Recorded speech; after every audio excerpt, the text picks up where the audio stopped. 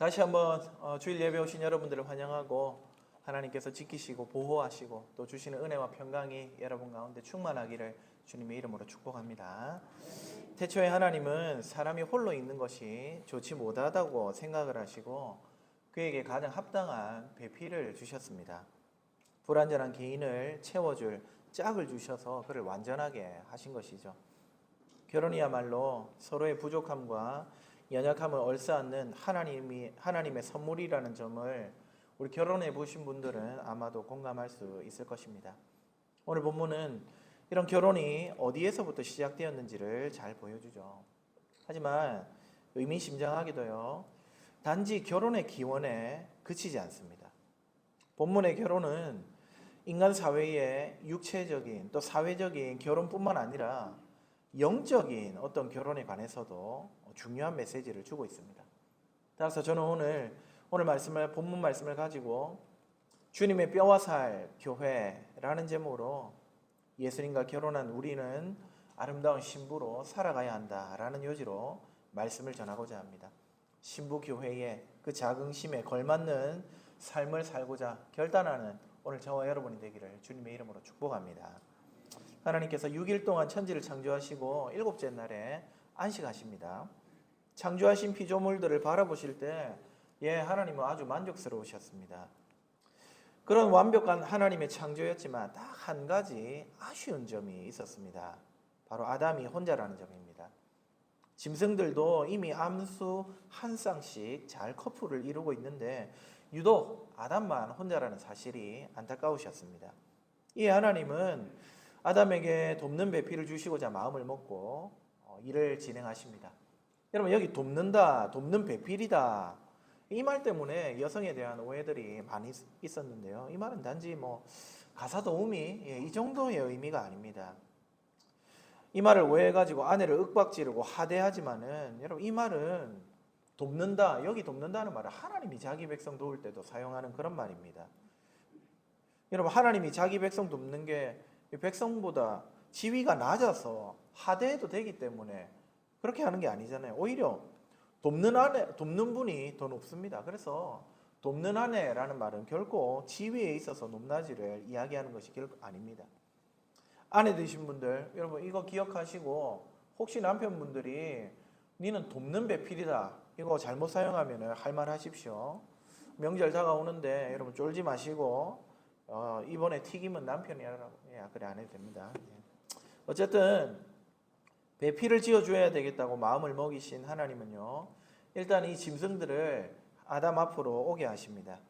하나님의 형상, 하나님 청지기, 대리통치자, 여러분 이 권세를 가진 자답게 아담은요 그 많은 생물들에게 적합한 이름을 다 줍니다. 이름을 준다는 건 그것들을 다스리고 그것들에게 존재의 의미를 부여한다는 거겠죠. 자, 그런데 여기서 그는 한 가지 사실을 깨달았을 겁니다. 그게 뭐냐? 이 짐승들은 다 짝이 있는데 자기는 없다는 거죠. 저 짐승들이 짝을 이루어 함께 있는 것을 보면서 어쩌면 아담은 나도 저런 짝이 있었으면, 돕는 배필이 있었으면 좋겠다 했을지도 모릅니다. 하지만 자기가 이름 지어준 짐승 가운데는 도무지 아담에게 어울리는 그러한 배필이 없습니다. 아무리 대단한 짐승이라도 하나님의 형상인 사람의 배필로는 턱없이 부족합니다. 결국 하나님은 아담을 위한 특별한 배필을 만드십니다. 아담을 잠들게 하시고 그 옆구리로부터 갈빗대 하나를 취하시어 여자를 만드십니다. 그렇게 아담의 뼈인 그녀는 마치 현대 결혼식에 아버지의 에스코트를 받으며 입장하는 신부처럼 하나님과 함께 아담에게로 입장합니다. 아담은 하나님이 허락하신 이 듣도 보도 못한 생물 여자가 마음에 들었습니다. 그도 그럴 것이 자기 갈비뼈 아닙니까? 보자마자 친밀함을 느꼈을 겁니다. 자신이 이름 지어준 그 수많은 생명체에서 한 번도 발견할 수 없었던 고귀한 아름다움을 이 여자에게서 발견한 것입니다. 그래서 급기야 노래합니다. 이는 내 뼈 중에 뼈요 살 중에 살이라. 우리 번역에는 감탄사가 하나 빠졌습니다. 드디어 혹은 이제야 이런 표현입니다. 표준 세번역 성경은 이를 잘 살려서 번역을 이렇게 합니다. 이제야 나타났구나. 이 사람 뼈도 나의 뼈, 살도 나의 살. 좀 더 시적이지 않습니까? 자신에게 꼭 맞는 배필을 만난 그 아담의 흥분에 찬 목소리가 여기까지 들리는 것 같습니다. 그렇게 환희에 찬 아담은요, 이제껏 짐승들에게 이름을 지어준 것처럼 이 희귀 생명체에게도 이름을 지어주는데 그 이름이 뭐냐? 바로 여자입니다. 23절을 보시면은 여자라고 이름 지은 이유가 남자에게서 나왔기 때문이다. 이 말이 좀 이해가 됩니까? 남자에게 나왔는데 왜 여자라고 이름을 짓느냐? 이 히브리 말로 보면 이해가 됩니다.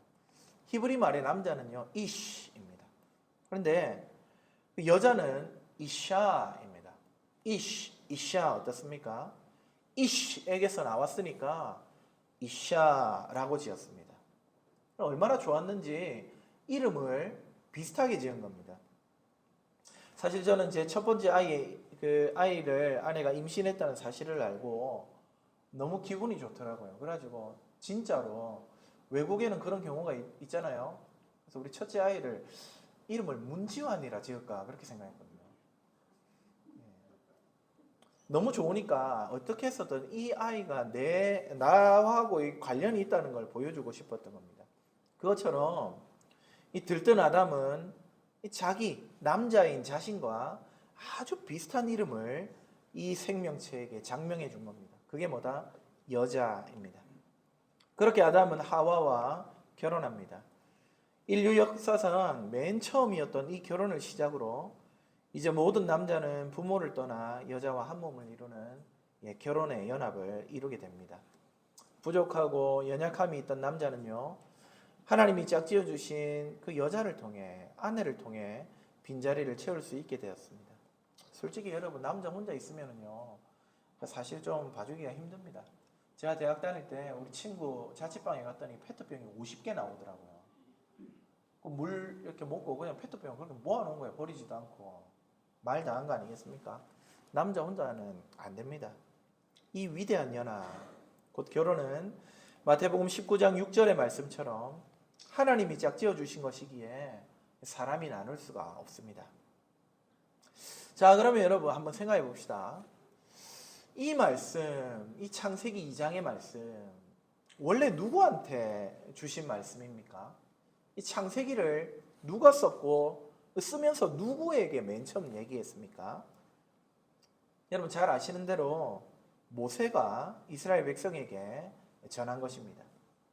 이 말씀을 처음 받았던 출애굽 이스라엘은요, 지금 모세로부터 듣고 있는 이 결혼 이야기, 이게 그 사람들에게는 굉장히 생소했을지도 모릅니다. 요셉 이후로 430년을 애굽에서 살았잖아요. 거기 살면서 온갖 음란하고 문란한 환경에서 우상을 숭배하며 살아왔지 않습니까? 그런 그들에게 결혼은요, 이게 뭐 그렇게 신적이거나 고귀한 일이라고 여겨지지가 않았던 겁니다. 음욕이 오르면 이 아내를 두고도 다른 여자를 만나고 첩을 두고 그런 일들이 전혀 이상하지 않은 문화 가운데 430년을 살았단 말입니다. 그런데 지금 결혼에 대한 말씀을 들어보니까 그게 아닙니다. 과거 애굽에서의 모든 부도덕함을 버리고 하나님의 이 제정하신 법칙을 쫓아서 한 여자만을 아내로 삼는 일부일처제, 그들에게는 굉장히 신선한 이야기로 다가왔을 것입니다. 하나님께서 정하신 결혼의 정석, 한 남자 아담과 한 여자 하와의 연합, 이것이지 잘못된 가부장제에 기인한 일부 다처제가 아니었던 겁니다. 자신의 아내만을 내 뼈와 살처럼 여기고 사랑해야 하는 의무를 이 이스라엘 백성들이 부여받았습니다. 이런 원리는 신약 시대에도 마찬가지여서 예수님은 마태복음 5장, 또 아까 말씀드린 19장, 또 마가복음 10장에서 이혼하지 말라고 말씀을 하셨습니다. 음행의 연고가 아니면 이혼하면 안 된다고 말씀을 하시는 것이죠. 왜? 하나님이 짝지어 주신 고귀한 일이기 때문에. 오늘날에도 여전히 하나님의 말씀으로서 이 명령은 유효합니다. 자금에 쉽게 결혼하고 쉽게 이혼하는 풍조는 성경적이지 못하죠. 오늘날 교회와 성도는 이 하나님의 말씀, 이 교훈으로 돌아가서 건전하고 아름다운 결혼, 아름다운 가정을 지키는데 힘써야만 합니다. 결혼과 가정을 소모품처럼 여기고 필요하면 했다가 아니면 버려도 된다는 여러분 이런 시대에 우리 교회가 경종을 울릴 필요가 혹은 의무가 있는 것입니다. 그러나 그렇다고 혹 이 가운데 이혼 가정이 있으시다면 너무 상심하지는 마십시오. 여러분들의 중심이 이런 세속의 풍조를 따른 것은 아니라는 것을 저도 알고 우리 주님도 알고 있습니다. 지금 현 형편에서 하나님이 원하시는 가정을 꾸려나갈 수 있도록 노력하시면 될 것 같습니다. 자, 그런데 여러분 오늘 본문은 단순하게 결혼의 신적 기원을 설명하기 위해서만 기록된 것은 아닌 것 같습니다. 지금은 하나님의 계시가 예수님 안에서 완전히 이렇게 더 선명하게 열린 그런 시대입니다. 예수님을 중심으로 해서 혹은 예수님을 프리즘으로 해서 그분을 통과해서 이 말씀을 보면은 이 당시에 사람들이 받았던 또 이해했던 그런 메시지보다 훨씬 더 풍성하고 큰 메시지를 우리는 받을 수가 있다는 겁니다. 오늘 본문도 마찬가지입니다. 출애굽 때 이스라엘 그들은 이 말씀을 보면서 그래 내 아내와 내 남편 하나님이 짝지어 주셨지. 이 가정을 잘 지키고 일부일처제 건전한 가정을 꾸려야지. 그 정도 메시지를 받으면 그 사람들은 잘한 겁니다. 물론 우리에게도 잘한 일이죠. 그러나 예수님을 믿고 신약을 사는 우리는 거기에 머물면 안 된다 이 말입니다. 자상하게도 신약 성경은요. 오늘 이 말씀을 어떻게 우리가 새롭게 혹은 더 풍성하게 봐야 할지 힌트를 주고 있습니다. 바로 에베소서 5장 22절 이하의 말씀입니다. 거기 보시면 아내와 남편이 서로 어떻게 섬기고 사랑해야 할지를 보여주는데 그 비유하기를 마치 신랑 예수님이 신부 교회를 사랑하듯이 또 반대로 신부 교회가 신랑 예수님을 섬기듯이 그렇게 서로 관계를 유지하라고 남편과 아내들에게 권면을 하는 겁니다. 놀랍게도 이어지는 에베소서 5장 31절은 교회를 설명하는데 오늘 본문 창세기 2장 24절을 그대로 인용합니다. 그러면서 교회를 예수님의 몸의 지체다 이렇게 설명합니다. 지체가 무슨 말입니까? 몸의 부분이라는 말입니다. 즉 오늘 말씀의 뼈와 살을 에베소서에서는 예수님의 지체다, 예수님의 부분이다 이렇게 대신해서 표현을 한 것이죠. 직접 뼈와 살이라는 표현은 없지만 교회를 두고 몸의 지체다. 그래서 오늘 이 말씀 창세기 2장 24절의 표현을 떠올리게 만들고 있습니다. 에베소서가 예수님과 교회의 관계를 이야기하면서 오늘 창세기 본문을 사용한 것을 볼 때 여러분 이 창세기의 결혼은요 단지 남녀 사이의 결혼만 보여주는 것이 아니라 예수님과 교회의 관계. 특별히 여러분 오늘 24절에 보시면은 합하여라는 단어가 있는데요. 맞죠? 이러므로 남자가 부모를 떠나 그 아내와 합하여. 이 합하여 이 말은요. 하나님과 자기 백성이 서로 언약을 맺을 때 그 관계를 표현할 때 자주 사용되는 용어입니다. 남녀가 한 몸으로 연합하는 말을 볼 때마다 히브리 사람들은 하나님과 우리도 이렇게 연합했지 그렇게 생각하는데 그러니까 이 결혼이라는 관계는 단지 남자와 여자의 관계만을 설명하는 것이 아니라 하나님과 자기 백성, 즉 교회와 주님의 관계를 설명하는 데 사용되고 있는 것입니다. 여러분 오늘 창세기의 결혼 이야기는 오늘 나중 신약 시대에 온전히 이룰 교회와 예수님의 관계를 설명하시려고 미리 아담과 하와를 통해 설정해 놓은 것입니다. 주님과 우리의 결혼 어떻습니까? 신랑 예수님은 오직 한 명의 신부, 교회만을 아내로 받아들이셨습니다.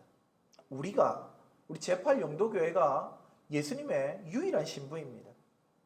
아담 그가 신부를 보며 얼마나 감탄했습니까? 우리 신랑 예수님도 신부 교회를 보면서 외치실 것이 분명합니다.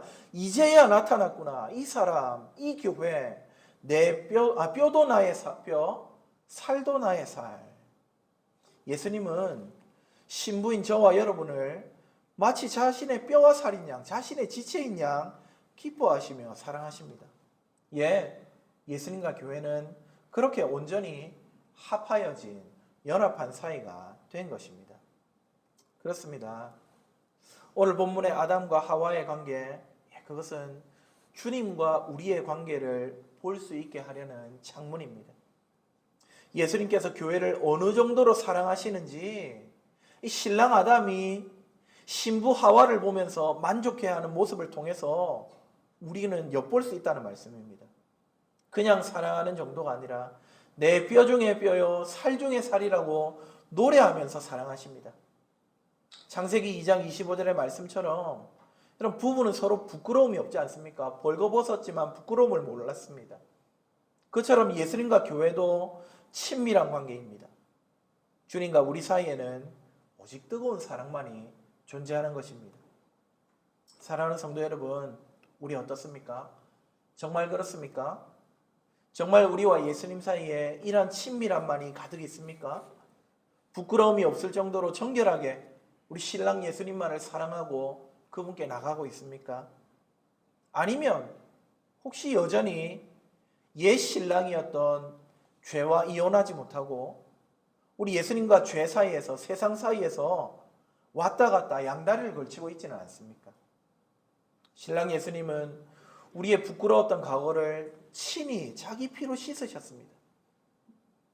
또한 오늘 본문의 부부처럼 서로 부끄러움이 없는 친밀한 관계로 우리를 불러주셨습니다. 주님은 할 일을 다 하셨습니다. 반면에 우리는 과연 주님께서 베푸신 그 은혜에 정말 합당한 정결함을 갖고 있는지 생각해 보지 않을 수가 없다는 말입니다. 한 남편 예수님 외에 다른 신랑, 세상이라는 외간 남자를 추구하고 있지는 않습니까? 죄와 세상이야말로 우리가 이혼해야 하는 옛 신랑인데 우리 여전히 그것을 원하고 추구하고 있을 때가 많지는 않지 않습니까? 로마서 1장 28절에 나타난 그 죄인들처럼 불의하고 추악하고 탐욕스럽고 악의로 가득 찰 때가 많이 있습니다. 시기하고 살인하고 분쟁하고 사기를 칩니다. 수군거리고 비방하고 교만하고 자랑하기를 즐깁니다. 우매하고 무정하며 무자비합니다. 말할 수 없는 용서의 은혜를 우리 주님으로부터 받아 신부가 되었는데 정작 우리는 서로를 용서하지 않습니다. 게다가 여전히 세상의 출세와 쾌락을 사랑하고 추구하고 있을 때도 있습니다. 돈이 주는 편리와 떵떵거림이 신랑 예수님이 우리를 사랑하셔서 주시는 그 은혜보다 더 달콤한 것 같습니다. 그렇게 우리는 자주 신랑 앞에서 부끄러움을 가득 안고 오늘을 살아갈 때가 많은 것입니다. 사랑하는 여러분, 신랑의 사랑을 받는 행복한 신부된 여러분, 우리가 얻은 이 아내의 지위가 얼마나 귀하고 아름다운 자리인지를 깊이 깨닫는 저와 여러분 되기를 주님의 이름으로 축복합니다. 우리는 가장 좋은 남편 예수님의 신부입니다. 신랑은 신부가 무엇보다 남편을 사랑하고 남편만으로 만족하기를 기대하고 있습니다. 다른 남정네로 대변되는 이 세상 그 모든 소망들 다 내려놓고 오직 이 신부를 위해 자기 목숨을 주신 신랑 예수님만을 의지하고 붙들기를 기대하고 계시는 것입니다. 모세와 그 백성들이 이 말씀을 받으며 일부 일처의 교훈을 받은 것처럼 오늘 우리는 더 나아가 우리 신랑 예수님 한 분만을 사랑하고 그분만을 자랑하고 그분만을 붙들며 살아가는 우리 모두가 될 수 있기를 주님의 이름으로 축복합니다. 한 가지 더 생각해 볼 것은 오늘 이 말씀의 1차적인 메시지처럼 우리의 부부관계 혹은 나아가서 가정을 주님이 원하시는 모양으로 성경적으로 꾸려나가야 한다는 점을 생각해 봐야 할 것입니다. 오늘 창세기 말씀은 1차적으로 부부에 관한 내용이죠. 우리가 지닌 잘못된 생각 중에 하나는 이 부부간의 문제는 아주 사적인 영역이라고만 생각하는 지점입니다.